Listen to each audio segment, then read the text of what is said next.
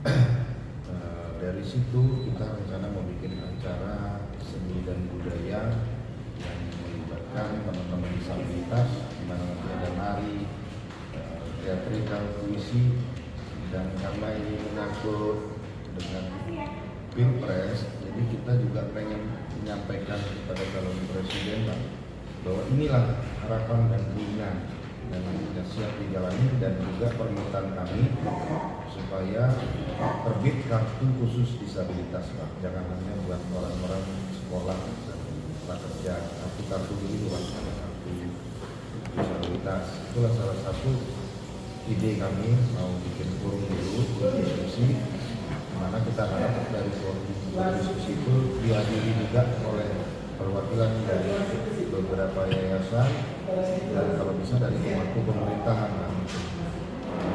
Jadi ada acara seni bentuk menyampaikan aspirasi, rencananya seperti itu garis besarnya. Mungkin Bunda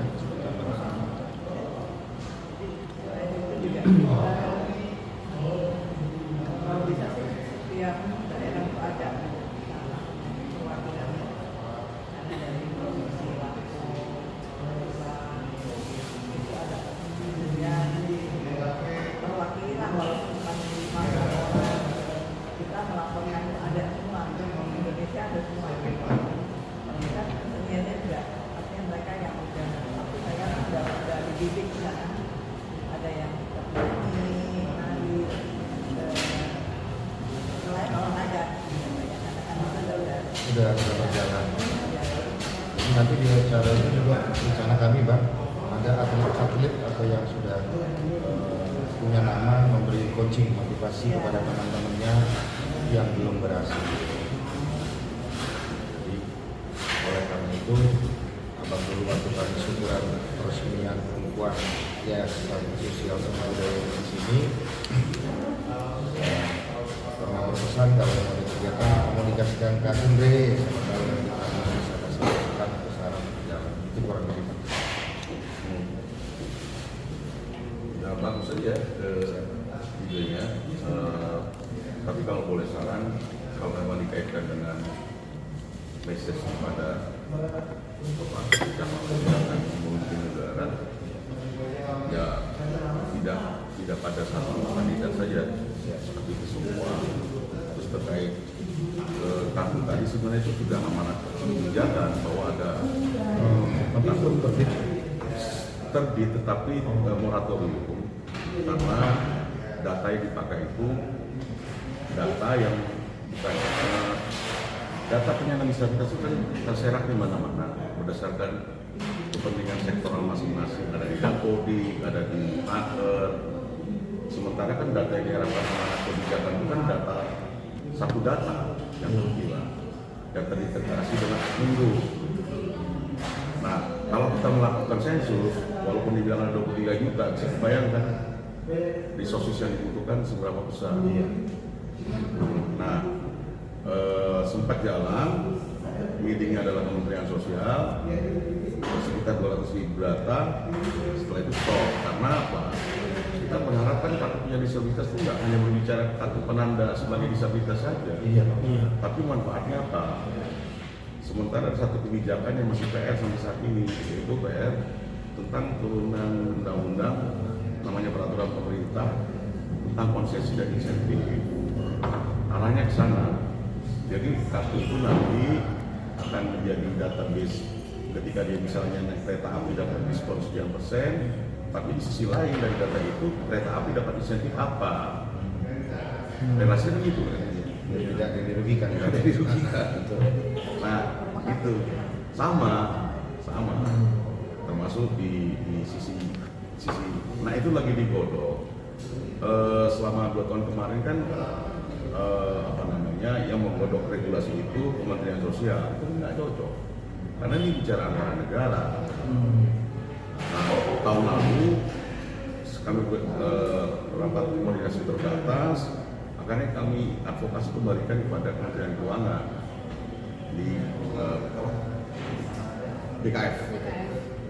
Nah, mereka sekarang piloting di Jawa Timur dan NTB untuk melahirkan overcost-nya berapa. Karena disabilitas itu kan ada overcost.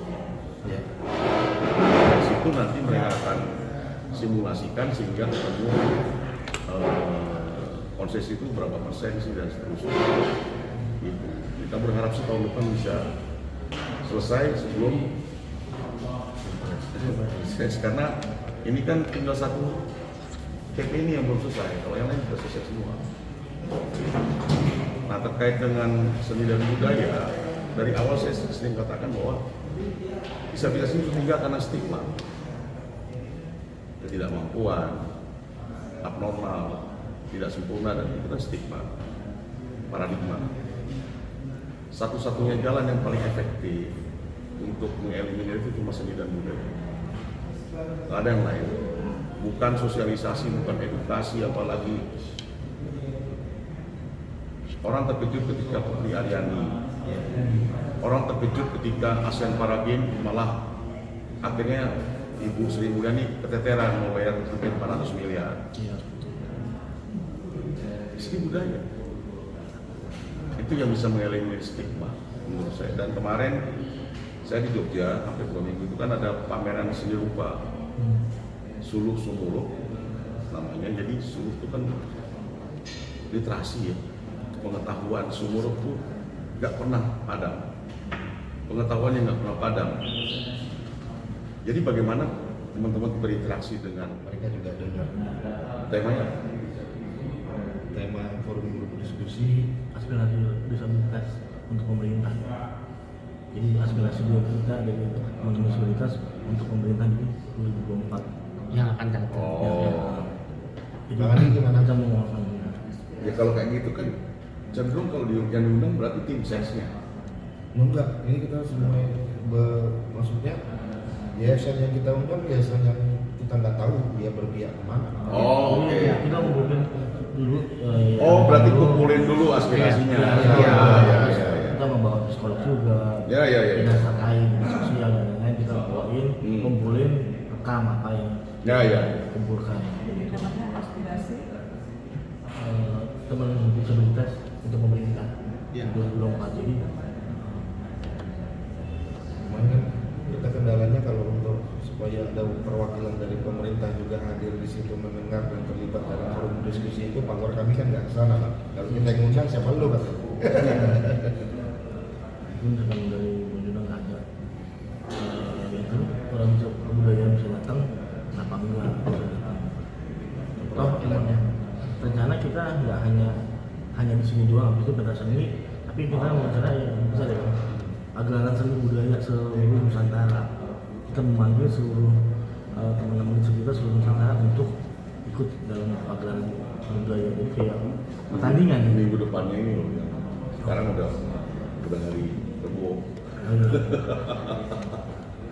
Di birokrasi kan minimal 2 minggu. Iya sih. Jadi mesti dari sekarang tuh diundang. Ya kita menyesuaikan aja. Kalau memang intinya kan kita mau hasilnya baik ya, hasilnya bagus. Ya maksudnya aspirasi penyandang disabilitas coba ada temanya yang solid gitu. Karena dari situ baru bisa kita tahu tembakannya kemana gitu. Iya. Bisa dirubah-rubah kali. Iya. Nanti temanya di berubah. Jadi intinya sih untuk menampung aspirasi teman-teman disabilitas untuk nanti akan dikembangkan ke pemerintah 2024. Intinya seperti itu. Jadi kita nih kayak jembatan aja. Nah, Nih, forum teman-teman diskusi. pengennya apa nih? Nanti baru itu yang kita kasih ke pemerintah. Baru kita bikin acaranya. Mungkin aspirasi dan harapan Iya. teman-teman disabilitas untuk pemerintahan yang akan datang gitu. Nah gitu aja. Nah, ya. Kalau dibikin 2024 agak-agak Iya, mau yang akan di 2024 kan. Untuk pemerintah. bunyinya ngeri. Oh iya. Untuk pemerintahan yang akan datang ya. Ya itu lebih general, lebih Siap, oke gitu. siap.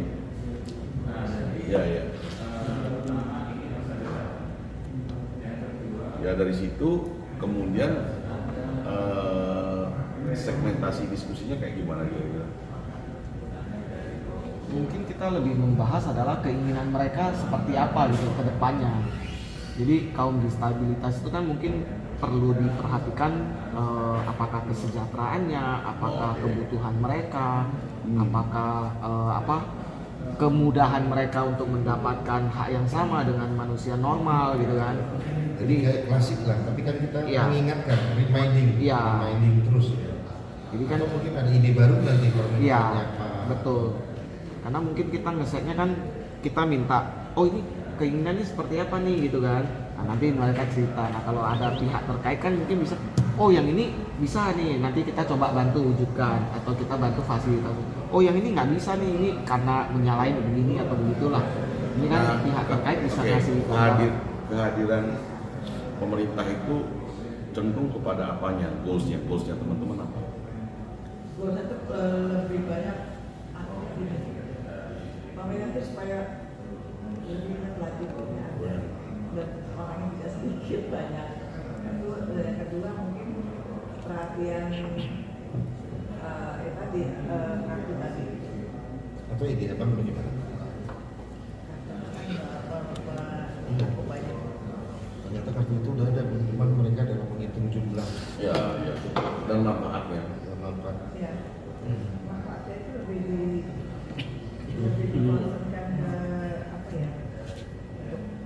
Untuk semua yang perlu.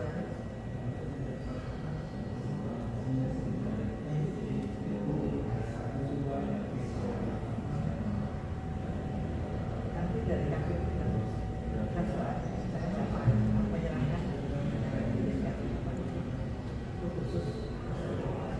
Kartunya itu sudah ada, cuma lagi stok. Dihitung jumlah aja masih bingung. Sudah di Hari Disabilitas Internasional tahun 2017 itu langsung dikasih Pak Presiden. Cuma masalahnya yang tadi saya bilang, ada kebijakan yang memang akan berrelasi dengan kartu itu sampai sekarang belum ada. Konsesi dan insentif misalnya. Yang kedua, data yang dipakai itu kan ketika perspektifnya PMKS, penyandang masalah kesehatan sosial, akan berbeda dengan ketika berbicara di kartu penyandang disabilitas. Semua disabilitas kudu wajib memiliki kartu itu, gitu loh. Tetapi data DTKS, Dapodik di pendidikan, kemudian Naker, mencari kerja dan seterusnya, kiranya kan itu bisa terintegrasi di situ. Gitu. Itu formulanya belum dapat ya. Gitu. Nah itu yang lagi di advokasi. Itu bisa dibikin sistem. Bisa, cuma masalahnya kita tahun lalu sudah advokasi di Dirjen Dukcapil Kemendagri sudah oke. Akhirnya masuk dulu nih data Dapodik, terintegrasi di situ. Kemensos agak-agak alot nih, masih berjuang kami. KPU udah mau ngasih. KPU RI, dia mau kasih juga data itu yang mereka punya. Nanti kita coba lagi Kemenkes sama satu lagi Naker. Karena kalau kita bikin sensus lagi, aku nggak tahu lagi berapa ratus miliar bisa keluar. Dari kekuatan Polri itu akan lebih baik. Karena ini kan sebenarnya kita lagi membangun lagi menggali fondasi. Belum membangun fondasi. Nah, menggali fondasi ini adalah dengan FGD itu kan. Dengan remind. Jadi memang harus kuat di situ dan mulai membuat stepping sampai ke momentum puncaknya saat ini apa? Biar bagaimana ini sustain sinar.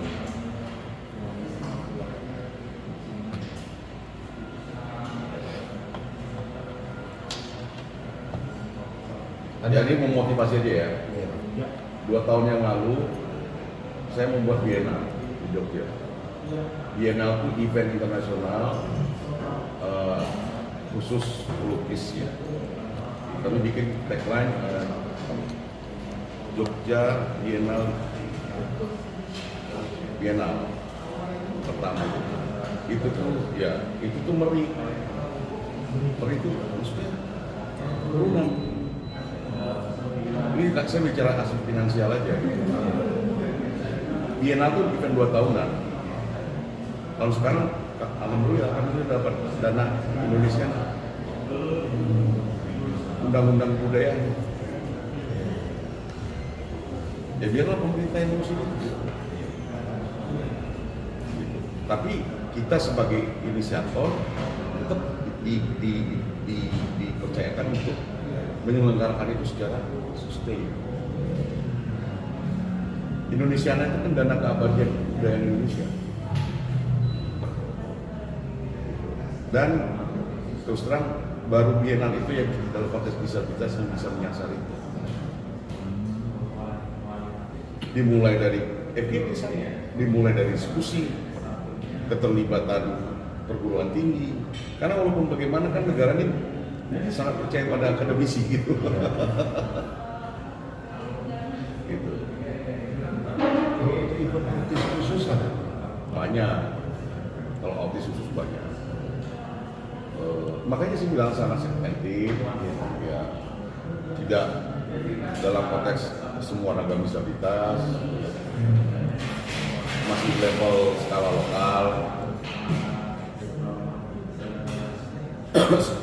Soina itu spesial yang Down syndrome. Mereka coba menginisiasi dalam konteks mereka. Olahraganya berhasil, tapi seni budaya belum. Kurang banget. Tapi kalau olahraganya berhasil sampai di level global ya. Untuk Down syndrome.